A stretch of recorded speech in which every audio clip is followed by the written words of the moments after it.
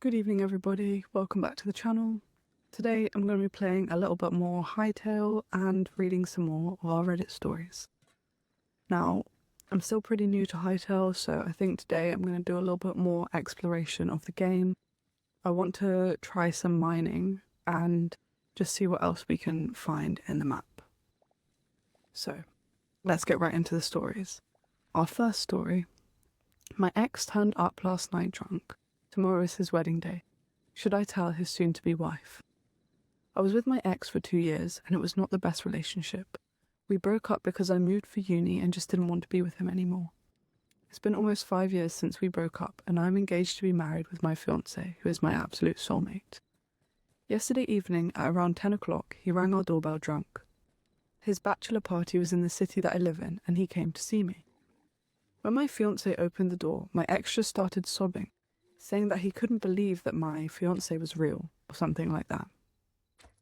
We took him into our apartment because he didn't look dangerous, and he word vomited before he actually vomited in our bath.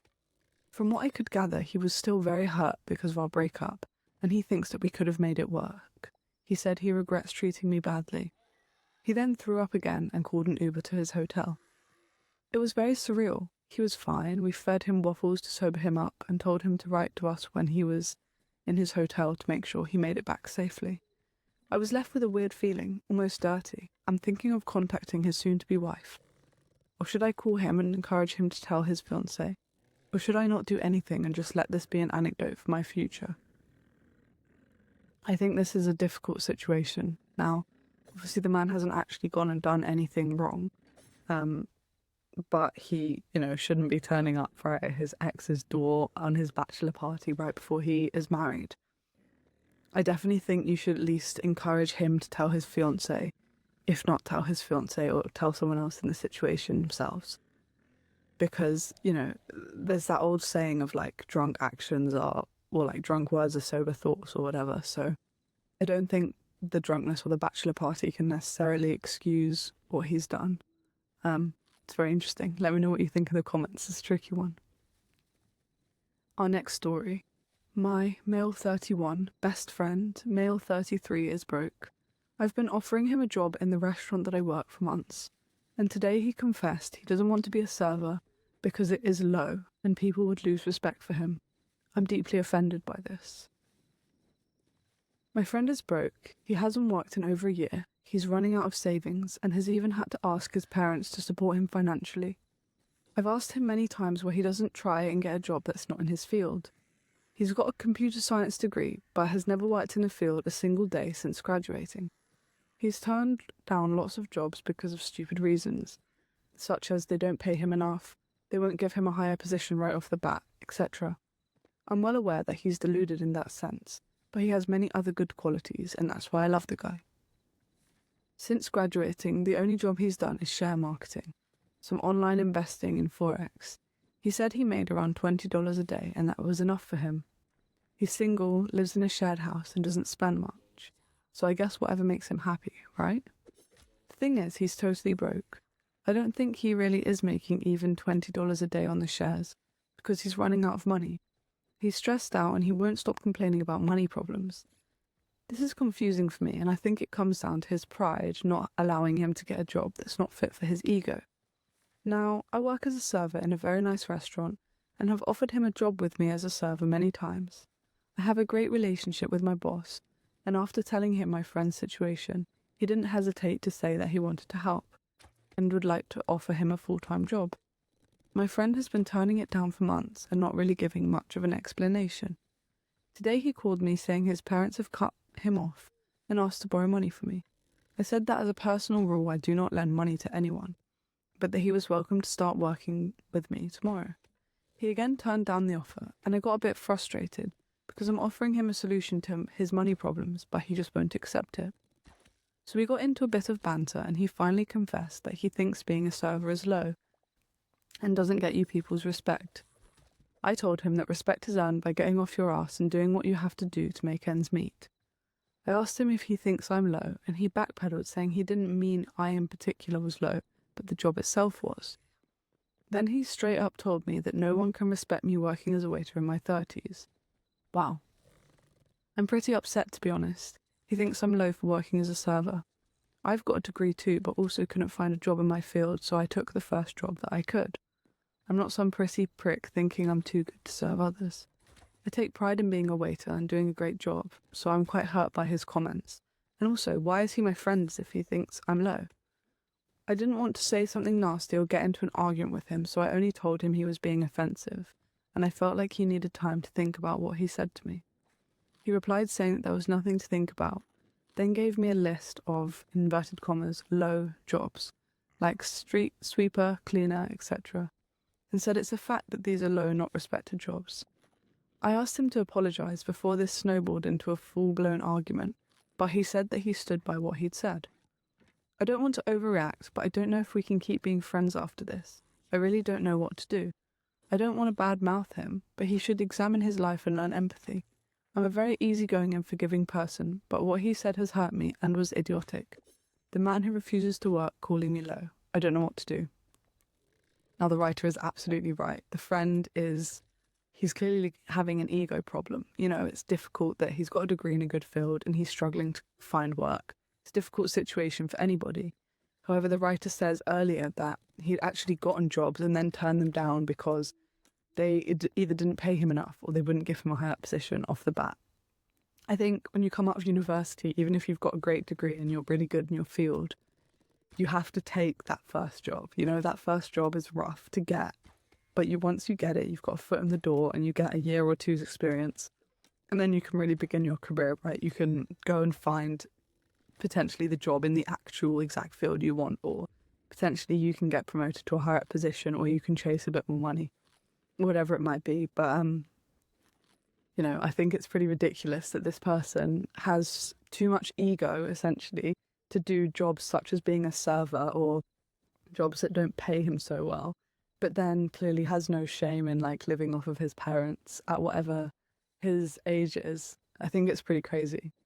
Hopefully, as much as he's being awful to his friend here in this post, hopefully this is like a breaking point.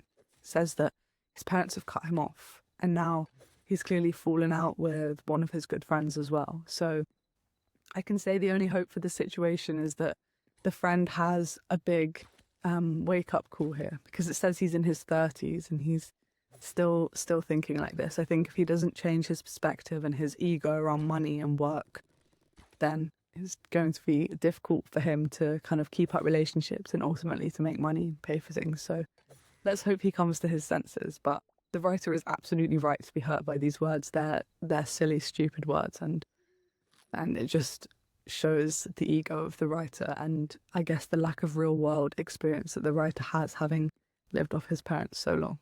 So yeah, pretty insane situation in my opinion. Our next story. My 24 female dog attacked my stalker after he broke into my house. Now my sister-in-law, 32 female, says that my dog is too dangerous to be around my niece, 4 female. I feel like I'm going crazy. Well, let's see where this one goes. This is kind of a complicated story, but I'll just get into it. I used to be in this controlling, kind of abusive relationship. When I finally broke it off a year ago, my ex started showing up to places, trying to get me to take him back. Eventually, it developed into full-on stalking. He would show up to my work and took to just waiting outside of it after he was banned, leave notes on my car when I was in the grocery store, leave all kinds of flowers outside my house, and then stick angry notes on my door after he saw me throw them in the trash. He wrote me all kinds of weird, obsessive emails and letters. I've even had to change my phone number 3 times.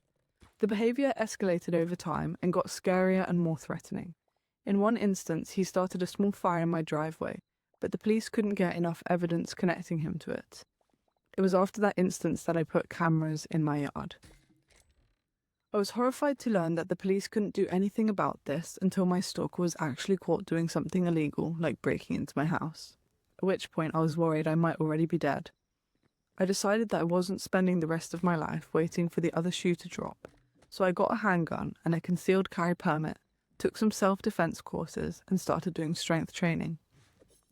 I also looked into getting an attack dog, but after all the money I'd sunk into my other methods of protection, the dogs were prohibitively expensive, so I went to my local animal shelter and got the scariest, meanest looking dog that I could find.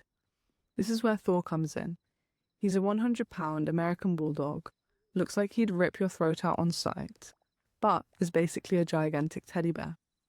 He loves every person he's ever met, is incredibly sweet and gentle with my 4-year-old niece, enjoys other animals, and even loves the mailman. I just kind of accepted that he probably wouldn't do anything to protect me from my stalker, but it didn't matter that much because still having such a huge dog made me feel a lot more confident. I brought Thor everywhere that I could and was working on getting him trained to be an emotional support animal so that I could bring him inside places with me. Last month, I woke up in the middle of the night to Thor whining. I was groggy and thought he had to go to the bathroom, so I got out of bed and opened the door. At that point, my house alarm went off, and pretty soon I was face to face with my stalker. I started screaming and went to run for my gun. Before I could do anything, though, Thor ran across the room in full attack mode. The memory is really blurry for me, but there was blood all over my living room, and I remember my stalker was eventually able to escape, at which point Thor chased him outside and then came back to me. When the police showed up, they said Thor was a hero who'd probably saved my life. I don't want to list what they found in my stalker's car after they caught him, but I'm pretty sure he was going to bring me somewhere and kill me. It looks like he's going to prison for a long time, so my nightmare is over. Pretty much everyone in my life thinks that Thor is a hero, except my sister-in-law. She and my brother have my 4-year-old niece, and she says she doesn't want Thor around the child anymore. She says since Thor has snapped in the past, he could do it again, and he's not safe to have around kids. We used to see each other around 4 times a week before she decided Thor was dangerous. The way she words this makes me really angry because Thor didn't snap. He saw a stranger break into his home, heard his owner scream in terror, and reacted to defend me, himself, and his house. Nothing about that screams dangerous around children to me, unless my niece is also going to break into my house and threaten me. This is also a very emotional issue for me, because Thor isn't just a dog for me. He's my safe place, my hero, and the one who protected me and kept me safe when no one else could. I've also got increasingly anxious since this happened, and I struggle to go anywhere without Thor. I barely leave my house, pay to pick up my groceries from the store instead of going in because I know that Thor isn't allowed inside, and all my friends know that if Thor isn't welcome in their house, I'm not coming either. I'm really going through it and I'm working with a therapist to overcome this. Luckily my office is still fully remote, but I really need my brother and sister-in-law's support. I think my sister-in-law thinks I'm just pouting and that's why I won't leave the dog at home and come over without him. I don't know how to explain to them that the fear hasn't stopped just because my stalker is in jail. It's actually a lot worse than it was before. I've already suggested that they come over and I create Thor, but that wasn't good enough for her. What can I do to make her understand the situation better? Now, this is a really difficult situation. I absolutely can see why the writer has an attachment with her dog. It's obviously an awful thing that she's gone through, and it's great that the dog was able to protect her in that situation. And it really does sound like, and obviously this is the writer's words, that the dog is otherwise completely calm and safe and a gentle creature. It also seems like the writer's 4-year-old niece has spent a lot of time around the dog in the past. The issue is that parents with young children, and specifically mothers, can be obviously naturally, right, and for good reason too, a little bit over the top sometimes with their children's safety, right? You do anything to keep your child safe. And it seems like the sister-in-law is potentially just a little bit freaked out by the extent of this event and is just trying to keep her child safe. And I do think that this is the kind of thing that would probably heal itself with time, right? As the sister-in-law gets a lot more reassured that the dog is in fact as gentle as your sister-in-law knew the dog to be before the incident, right? And is a lovely creature. But also just as her child grows up.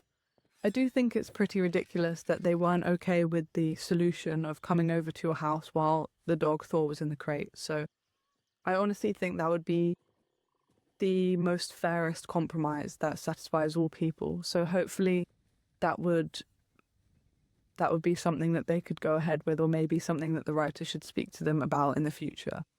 But yeah, it seems a little bit difficult that neither side are willing to compromise. Let me know what you think in the comments.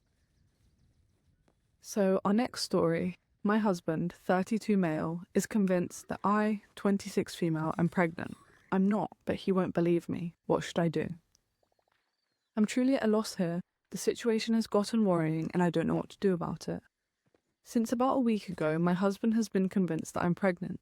I've no idea why, because I'm not. We haven't even started trying for a baby, although we have spoken about plans to do so in the future. We were just making conversation and I mentioned feeling tired, but that's all. A few hours later, he came in so excited. I told him I'm not pregnant, but he won't let it go. He keeps making remarks about how happy he is and what a wonderful mother I'll be, and things like what our baby will look like. Not all the time, but it does come up multiple times a day. I told him I'm not pregnant, and I even took a test because he almost convinced me to start wondering, and it was completely negative. I showed him the test, and he just got annoyed and said the test can be wrong. He didn't speak to me for the rest of the evening. The next morning, he acted as though nothing had happened. When I tell him that I'm not pregnant, he kind of just shuts me out. I lost it a bit yesterday because when we were in bed, he kept putting his hand on my stomach. I told him he's acting crazy, that I'm not pregnant and that his behaviour is scaring me. He went to sleep in the guest room after that and left for work early in the morning, so I haven't seen him or spoken to him today. I'm just at a loss. I don't know where this obsession is coming from. I even asked him if I gained weight, if that's what's gotten him confused, and he assured me that I didn't. I'm thinking of contacting his parents or maybe a therapist. I honestly don't understand what's happening, and I'm really worried about my husband. My husband is one of the kindest people I've ever met, and I promise you he's not trying to manipulate me. But it really does make me think that something is wrong. This is very, very difficult. It sounds like maybe your husband should see a psychiatrist. If he really genuinely does believe that you're pregnant when all evidence points to you not being and you're saying you're not either, that's quite a worrying situation.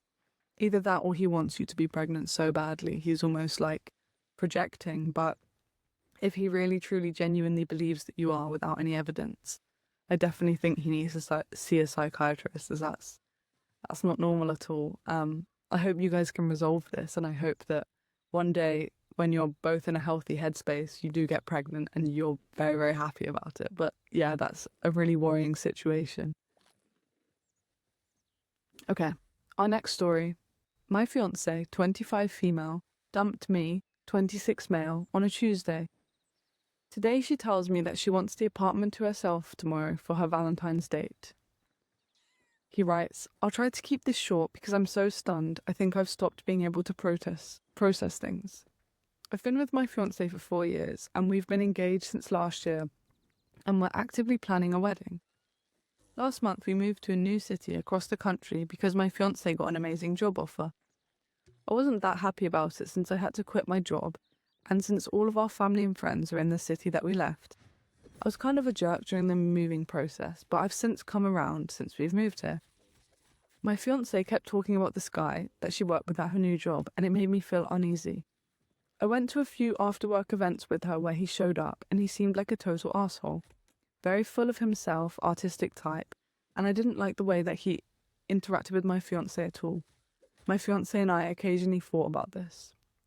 On Thursday night, she got home really late, sat me down and broke up with me. She said that she felt an immediate bond with this co-worker that's stronger than anything she's felt before. This is from the woman who just a few months ago had in my arms while watching the stars, as she told me she's never felt more at peace than when she's beside me. I laid awake on the couch all night, feeling like I was continually being punched in the stomach.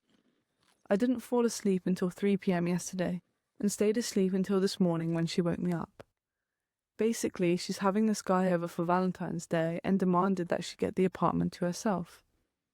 Between the move, all the deposits we had been putting on for wedding stuff, and me not having a job since we moved here, I have literally no money for a hotel or anything else. We got into a big fight because I called her out and said she knew I had nowhere else to go.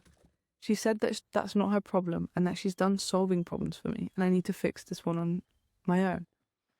I guess his roommate is having a date over, so my fiancé offered our place for her date. She says this is happening no matter what I say. So what am I supposed to do? This is crazy. This is absolutely insane. Like, first of all, to break up with you after the move, after you'd left your job and sacrificed so much, and there's obviously financial cost to moving as well, is insane. But then to act like this so soon after the breakup, and as you put it in the post, when she knows you have nowhere else to go, is absolutely insane. It's awful and it's horrible, and it sounds absolutely heartbreaking. But I think if you're the writer in this story, the only thing that you can kind of do is just up and leave. Just move back to your other city, go stay with your parents or a family member or some friends, and just try and restart your life.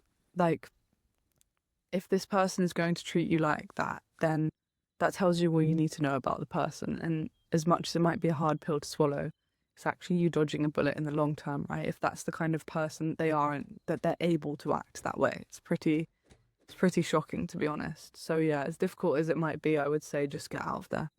All you can do is put distance between yourself and that person and try and get your life back on track. But yeah, it's an awful situation that I wouldn't wish on anybody.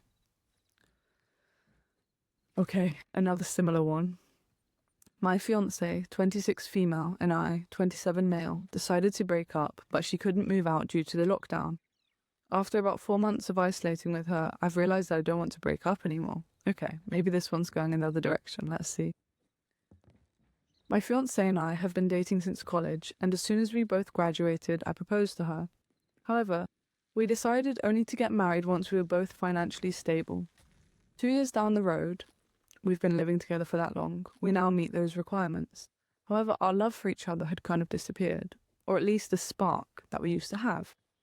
We've become very busy with our jobs, and I admit I've been spending way too much time in the office and not spending a lot of time with her, as once I'd get home, I'd use my free time to get ahead with work deadlines and stuff. She's also constantly stressed as she's juggling education and work. We never seem to have time for each other anymore, but we were also too busy to even notice that. Then March came and she approached me with the subject and we had a long talk. It was a very emotional one, as we've both known each other for so long. It felt strange that we were reaching our end after so many years. She was already in the process of booking flights to stay with her parents for a while when the lockdown was announced. She decided not to go home in fear of possibly carrying the virus and infecting her family. I agreed with that decision, and we've been isolating together ever since. We're both working from home now, and she also finished her studies in April. Because of that, we've been having a lot of free time together. At first, it felt a bit awkward. I didn't even know how to talk to her anymore. I'd gotten so used to the short and empty small talk with her. But she's always known how to get me out of my shell, so it didn't take too long before we were having full conversations once again. I just found out that she's had a newfound love for playing Sims 4, and she showed me the family that she's been playing with, and I noticed it was herself and me, plus a dog and cat whose names were our birth months. She'd been so shy about it initially, but she didn't know that I was also feeling flustered. I think this is the start of me questioning our decision to break up. After that, it was the small things. I also caught her up on how my life had been, like my supervisor at work, and how I hadn't really been taking care of my health lately. Ever since then, she's been pushing me to work out with her, and also been trying to get me into healthier food options. I also came to find out new things about her in these months, which is surprising considering we've been together for many years now. These past few months have been really good. I feel like I've been brought back to the times when we first met. I almost feel like a high school with a crush. The thing is, I'm not sure if I can trust my feelings right now. The only person I've had contact with was her, except for frequent calls with family and friends. And I may be just having an infatuation right now. Also, I think we're lucky because we're both very free right now. But I keep thinking, what happens after the lockdown ends? Will we go back to being those busy people that have too little time for each other? I also don't know how to approach her with this. She's always been the talker in our relationship. But at the same time, I'm also afraid to talk about it and potentially ruin the way things are for us right now. What if she doesn't feel the same? What if she's just treating me kindly because she's a genuinely kind person? The only hope I'm holding on to right now is the fact that she hasn't planned on going back to her family yet, despite domestic travel being allowed in our country now. How do I go on about this? I mean, honestly, I think it really does sound like your relationship is great. I mean, it's a very difficult adjustment, right? Going from like high school, college, where both people have often a lot of free time and a lot of time to spend together. And, you're young and exciting and you're doing fun things. And then you kind of go into work and life gets a little bit monotonous and you have a lot less free time, right? Both people. And then you've obviously moved into each other, in with each other at the same time. So there's kind of less onus on either of you to plan things and plan times to see each other and do things together, because you see each other by default, right? You live in the same house. So it's never, oh, I haven't seen you all week, let's do something on the weekend. You see each other all the time. So you almost feel like you don't need to plan anything. But I think this is actually an example of how when you kind of find time for each other and make that time, you actually still get on as well as you ever did, and your relationship is actually super deep. And you say in there that you've learned new things about her and about yourself. And I think when you go through like a big life stage change, all you can do is keep learning more about each other, because you're all constantly changing, right? So however long you've known someone, there might be a new thing that they get into, a new hobby, a new food that they like, a new recipe, little tiny things, right? And you kind of have to get to know each other in an ongoing way as you both continue to change and evolve in life. And it just sounds like you both kind of missed the memo with that and have maybe poured yourselves into your careers, which is not a bad thing at all at a young age. But maybe this will be a wake-up call for both of you that you do need to find time and create time to be with each other, and maybe build up a little bit more of a work-life balance to spend that time together. And then hopefully, even when lockdowns in the past, your relationship continue to bloom as it is. But I definitely think you have to sit down with your fiancé and say that you no longer want to break up. You have to broach the topic at some point. And if things are really going as well as they sound like they are, then you're probably both thinking it and both not knowing how to do it. So maybe it's time for you to be the bigger person and broach it this time, because if the relationship did end on such a good note, I think you'd probably both always be wondering what if, right? Because why would you end a relationship when things are going so well, So I think that's definitely worth a try. Let me know what you think in the comments, but I think this is a really nice, positive story. So I think hopefully we'll all be in agreement. They definitely shouldn't break up. I'd be interested to know if you don't, though. Maybe you have your own experience. So definitely let us know. So our next story. Am I the asshole for refusing to buy my boyfriend's daughter a gift and silencing his notifications while I was away on a business trip? I, female 32, went on an 8-day business trip to Japan. This would be a visit to scale my company's services. Me and 3 other colleagues would visit, but would be at the same site for 2 days and then spread out to other areas. I was very excited until I told my boyfriend, male 38, this is her boyfriend of 8 months, it says. His reaction wasn't very positive, and I asked him what was going on. He spaced out. He said he was spaced out because of situations at his job and assured me that everything was fine. Days later, he asked me if I could take him with me on the trip. This caught me off guard, and I said I need to think about it. And he then said he'd want his daughter to come along too. I understand this point. His daughter is 17, female, loves anime, and has impressive knowledge on some niche characters. But also, I have my own kids, and I'd rather share that trip with them. Although realistically bringing them would be unprofessional. My accommodations were paid for by my work, and I'd already confirmed them. It was a very nice accommodation, but definitely booked for a single traveller. My colleagues had other rooms, so bringing my boyfriend and his daughter would require more space and a separate bedroom for the daughter. I would not go back and cancel on the accommodation or ask for larger space, or do anything to mess up the schedule. When I told my boyfriend this, he said I should be able to ask for some changes. I also realised that he wasn't ready to pay for any of this, since he said he would reimburse me later. I'm financially alright, but the whole idea of this trip is to make more money, not to spend it, and potentially be unable to recover it. Also, the trip is not a vacation or anything, and the things he said showed me that he didn't understand or believe that me and my team were going to be on a very tight schedule. Sure, I could spend some time with him and his daughter after work, but bringing them at another time, it was just not the situation, and I couldn't ask my work at all because I was embarrassed by the request. Also, I began to worry about his sense of humour. It's not like I've mastered Japanese business etiquette, but I have taken the time to learn, and Brian sometimes does things to get him in trouble.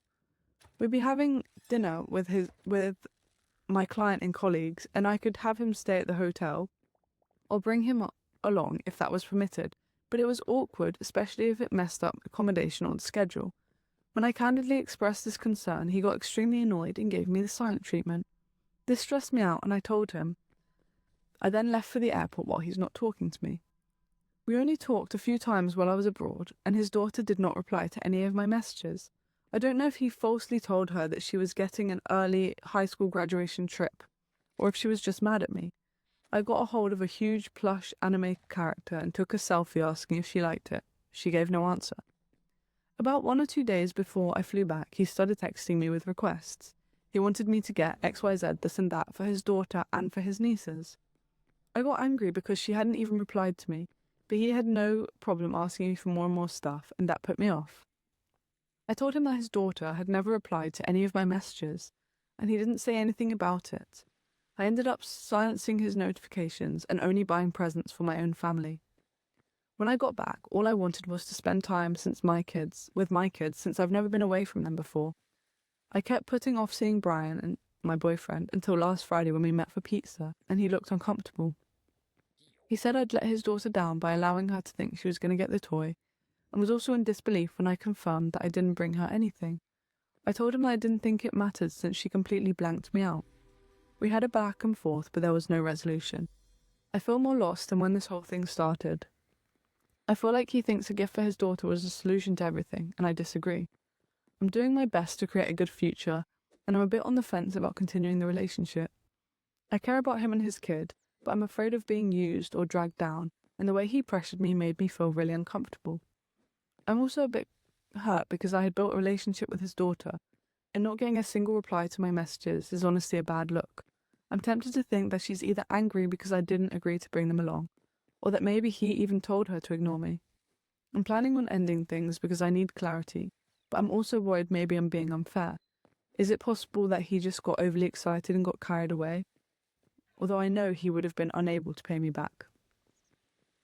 I think this is a lot. It's only an 8-month relationship, so I think it's a bit kind of crazy that he's expecting, So first of all, it's unrealistic that he would expect you to pay for all that, even if he was going to pay you back, right? There's a lot of upfront costs, and it's also a lot of trust for an 8-month relationship. And as you've said, it's not like you were going on a holiday that he was asking to tag along. It was a work trip, and you, I'm sure, like the writer, was busy working, and I'm sure you did get to see some of the country, but that wasn't the purpose of the trip. And it probably would have been a bad look to bring them along, right, when they're just touristing around and you're stuck in work. So I definitely agree with the fact that you didn't bring them on the trip. Now, potentially the daughter was just upset that she wanted to come, right? She's 17, so she probably got really excited about it. And it was maybe not ideal for her not to reply to the texts. But I do think maybe bringing her a plushie would have been a nice touch. Otherwise, though, I think the way that the boyfriend behaved in the situation is pretty crazy. And the way that he acted and kind of pressured you, especially given all the financial element of it, is pretty interesting and like pretty uncomfortable, to be honest, especially as we've said, given the relationship's only 8 months. I'm not sure if it's worth ending your relationship over, but I can definitely see why it would have made the writer uncomfortable. Let me know in the comments, would you let it slide or what would you do about it? I think it's a pretty audacious request from him, right? Okay. Our next story. As a husband and a father, I feel like I'm just a glorified wallet and no one respects me or even acknowledges my contribution. I've been married for 8 years. I'm 30 and my wife is 33.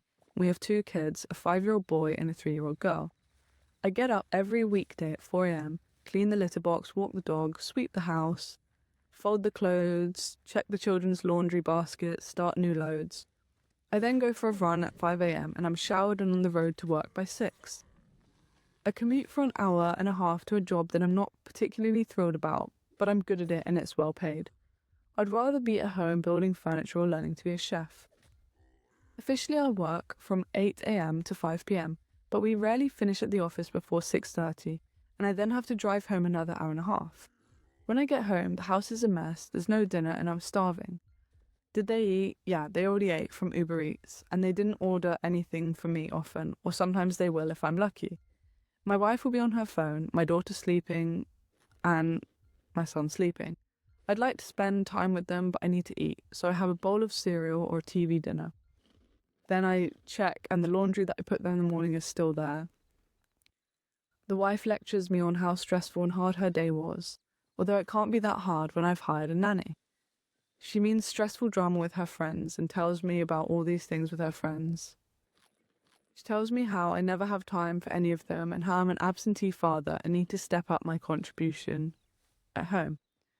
Well, this weekend I have to mow the lawn, paint the garage, and do all sorts of other chores you insist need to be done by only me. And then he says, I'm sorry if there's not two of me and I can't go on play dates with you and go to champagne brunches. I'm sorry I can't be like the J. Crew family in the ad and be smiling all the time.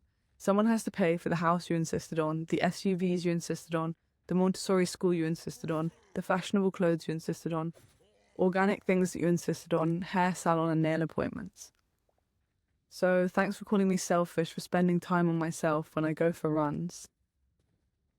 I do really wish you wouldn't be so condescending to me when you discuss me to your friends as if I'm obsessed with my career and that's why you're stuck being the super mum.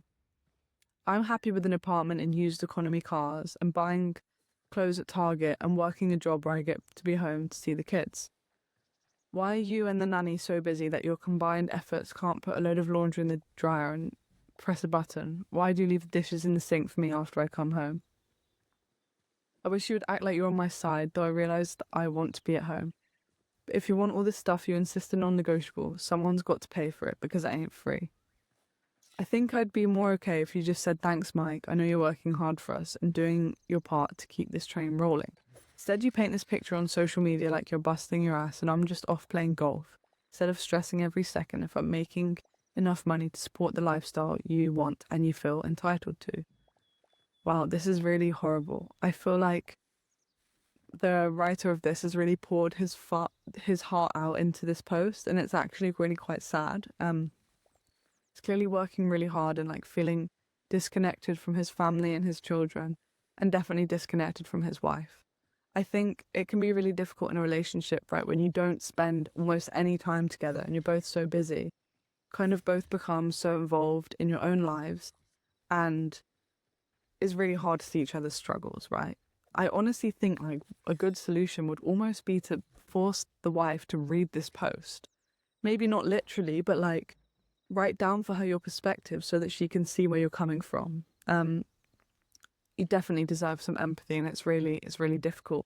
And also, right, maybe she needs a reality check about living beyond their means. And if she wants you to be home, then you're going to take a lower paying job. Yeah, it's a horrible situation, one that I really hope can be resolved, because it does not sound like a happy marriage or happy co-parenting or honestly a happy household at all. And I can really see how the writer of this must be super frustrated. So I definitely think an honest conversation needs to be had. And if the wife's not receptive to what you come to that conversation with, then maybe, the relationship is not going to work, which is difficult. But you can't like go about a life feeling this undervalued and underappreciated and kind of having this much of a disconnect, I think, between a husband and wife partnership. Let me know what you think in the comments, but it's a pretty horrible situation. So I really hope that the writer came up with a solution and got it sorted out, however that looks. Okay, our next story. My wife, 33 female, is denying that we're married and wants to be called my girlfriend. I'm really confused. My wife, 33 female, and I, 29 male, have been married for 4 years now, coming on 5. We've generally had a good relationship and a good marriage. We had a reasonably expensive wedding, which we're still paying for now. I get the bill every month to prove it. My wife took charge of planning the wedding, so it was all to her taste, and she seemed to enjoy it at the time. For the first few years of our marriage, she would look back at the wedding with me happily and without issues. In recent months, I've noticed my wife's attitude to our wedding and our marriage shift. It began by her, which I thought was jokingly, referred to herself as my girlfriend. She told me to buy a girlfriend card for her on Valentine's Day rather than a wife one, for example. I thought she was just playing around at first, but this behaviour has only escalated. 2 months ago, my wife stopped wearing her wedding ring. I understandably was upset and asked her if there was something wrong. She told me that everything was fine, but she just doesn't like the sensation of jewellery on her hands. To be fair, my wife has never liked rings and jewellery, so this could be the case. But when we're with friends, my wife will get upset if I talk about her as my wife rather than a girlfriend. She'll go as far to interrupt me if I'm talking and telling a story to correct me on our relationship. Initially, this was something that our friends laughed about, but now everyone just finds it understandably awkward. One of our friends was talking about their own wedding, which is scheduled for early next year. They asked for advice from my wife on how she'd planned ours, and my wife responded with, "What wedding?" When our friend continued talking about the table decorations my wife had used at our wedding, my wife visibly teared up in front of the group and had to step outside. Later that evening, I asked her if she had a problem with our relationship or if I'm doing something wrong in our marriage, and she assured me that everything is fine.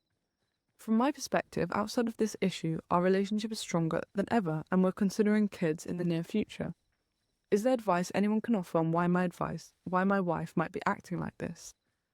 This is crazy. It honestly sounds like she needs to see some kind of therapist or kind of actually have a conversation. I mean, like, first of all, just correcting him on the relationship. "Oh, I'm not your wife, I'm your girlfriend." It's a bit strange, right? But it's, I guess, kind of funny. But then when she really responded to her friend asking about wedding planning and said, like, "What wedding? Like, I haven't had a wedding."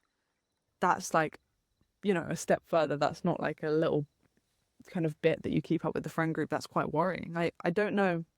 Obviously, it's quite hard to tell from a written post, but it almost sounds like your wife's having some psychological issues or like memory loss issues even. So I would definitely suggest like your wife sees somebody about that. Could be some, I mean, it could be completely unserious, but it could be something serious. So it's definitely something to look into.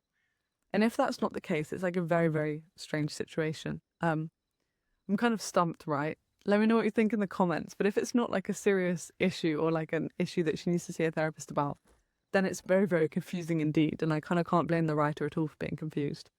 Let me know what you think. What would you do in this situation? Or what would you advise a friend if they came to you with this? It's very strange. Okay. Our final story for today.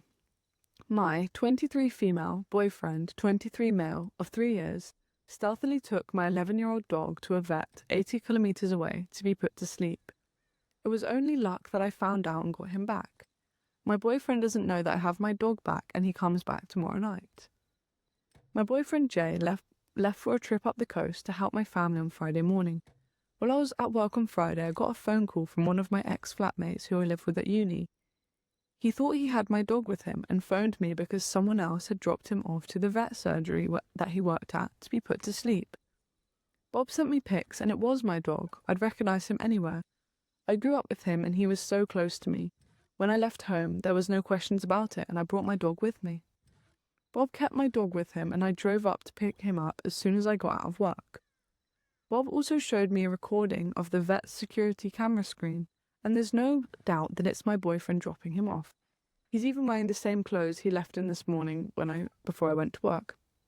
My boyfriend has texted me a few times today, and I don't know why, but I haven't confronted him about this yet. I'm actually scared that I will utterly lose him. I'm running everything through my head on why he'd do this. We talked sometimes about moving north to be near his family, or overseas within a few years. I can't believe I'm trying to find reasons for him to do what he did, or reasons for me not to rip him a new one and dump everything he owns out on the front lawn and set fire to it tonight. I'm half numb and half stunned beyond rational thought. Why can't I get functionally angry here? He texted me this morning like he always does when he's away, and I replied like normal. We're not big text talkers anyway. He's asked me a couple of times if I was okay. Every time in the text I'm trying to read into what the hell he thinks he's hiding. This is absolutely terrifying. This is such a strange situation. I mean, first of all, I would definitely just go away from where you live with a boyfriend, go stay with a friend or a family member with your dog if you can, because that's really strange. And then you just have to confront the boyfriend and say, what on earth was going through your head? Never heard of a situation like that before, but if it is for any of these selfish reasons that the writer raises in this story, then that's absolutely ridiculous and that's awful. I'm so glad even that she was lucky enough to get her dog back in what's kind of a weird situation of her friend working there. But yeah, that's very shocking. Let me know what you do in the comments, but you've got to confront that. That's pretty unacceptable. I hope you get to the bottom of it and it's not as, I was going to say not as sinister as it looks, but I don't really see how it can not be sinister. It's crazy. Definitely confront him and get yourself and your dog somewhere safe in the meantime until you get to the bottom of things. Let me know in the comments what you do in this situation. It's absolutely shocking. It's absolutely insane. Hope you've enjoyed today's video, and I hope the stories have been interesting. We had quite a good mix of things today, so hopefully you enjoyed. Let me know which ones were the most interesting and what you thought in the comments so that I can pick stories of a similar kind for the next video. And I hope you enjoyed the gameplay as well. I'm getting really, really into this game. I think it's becoming one of my favourites. So yeah, have a lovely evening and thanks for watching. Bye-bye.